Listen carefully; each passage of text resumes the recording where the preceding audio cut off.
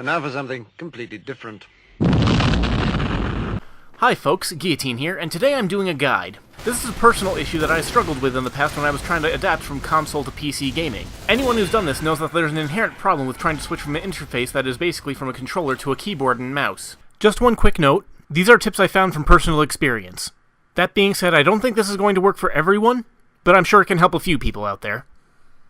I was born and raised on consoles. That's not saying I didn't play PC games, but it was usually something that was very simple to interface with, like usually a point-and-click thing using only a mouse, or racing games that only had to use 4 keys, 5 if you wanted to be fancy with a handbrake.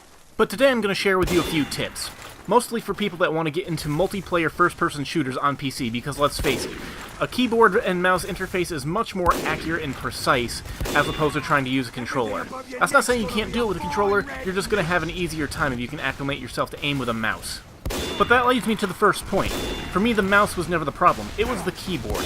I couldn't easily adjust myself to the fingering positions for WASD and other things like that. Granted, you could customize the keys most ways that you wanted, but for me it was just too difficult to maintain my position because I'd constantly be looking over to make sure my hands were in the proper position. So, I came across this first solution. Use both. Use both a controller and a mouse. My first-person shooter of choice for learning how to acclimate myself was Team Fortress 2. I played a long time with a controller, but I could never fully adjust myself, and I desired a certain accuracy that I just couldn't find, especially when I was trying to be a sniper or make snap movements with a heavy or a demo man. It just wasn't possible with a controller the way that it was with a mouse. So I mapped the controls to both a gaming mouse and an Xbox 360 controller, using the mouse in my right hand and the gaming controller in my left to manage movement and a few of the other functions. And between the two, I was able to get the basic functions that I'd ever need to do. There was a little bit of difficulty trying to manage the spy and engineer because those ones had more things that you needed to manage, but I was still able to do it on a basic level. And for some first-person shooters where you're not required to do a lot of intricate commands, this can be a very efficient way to get the accuracy of a mouse while not having to acclimate yourself to using a keyboard for movement and other commands. But again, it's not a perfect transition. And for many people who are long acclimated to consoles, you may never perfectly acclimate to a keyboard unless you spend a lot of time on it. That being said, I found a perfect bridging device. Full disclosure, this is not a paid advertisement. I have not received any endorsement or even any contact from these corporate guys. This is just something that I found, I use, and I will endorse as such. It's something called the Razer Tartarus. Most gamers have probably heard of Razer as a gaming accessory company at this point, but the Tartarus is a nice little crossbreed thing that I like. It incorporates 15 keyboard keys and a contoured rest with a thumb pad that you can rest your hand on. I find it to be an excellent bridging device for console and PC. It gives you enough keys to form intricate commands and the ability to map many things, more so than you'd be able to ever do on a single controller, while still giving you control options that are mildly reminiscent of a controller in the form of the thumb pad and the 2 keys that surround it. To speak testament with how much I enjoy and use this thing, I'm actually on my second one. I wore down the sensors in a few of the keys and in the thumb pad to the point where it was no longer functioning. So I acquired a second one, and I still love the thing. Anyone who's used to controlling a first or third person shooter with their left thumb on a joystick on a traditional controller will feel right at home after a few minutes of trying this thing out.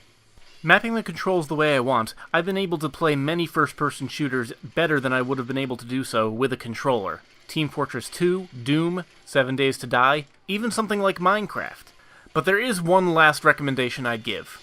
If you don't have any money and want to genuinely acclimate yourself, the only tip I can give is give yourself time.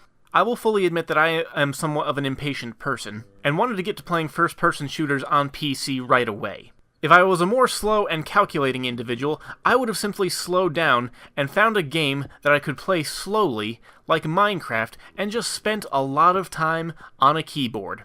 Because with enough of a time investment, you can acclimate yourself to most anything, and that is the best recommendation I can give. Just find a controller setup that you like and work with it. Roll with it. Get acclimated to it and get better with it. There are control schemes that work better with certain genres. Racing games and some third-person brawling games like Dark Souls usually work very well with a controller, whereas first-person shooters and other things like that work better with a mouse. I refused to believe it as a console gamer for a long time, but I ultimately had to concede. Aim is better with a mouse. But one last bit of advice before I go: have fun. That's what these video games are all for, and I hope that this advice has given at least one individual, even if it's just one, I hope that it's given that individual the ability to enjoy their video games just a little bit more. Thanks for watching. If you did like this video, then let me know, and if you can think of anything else that I might be able to give you a tip on, or if you want another advice video for another gaming-related problem that you haven't figured out, let me know and I'll see if I can dig into it. So until next time, God bless all of you. Oh, and please like and subscribe!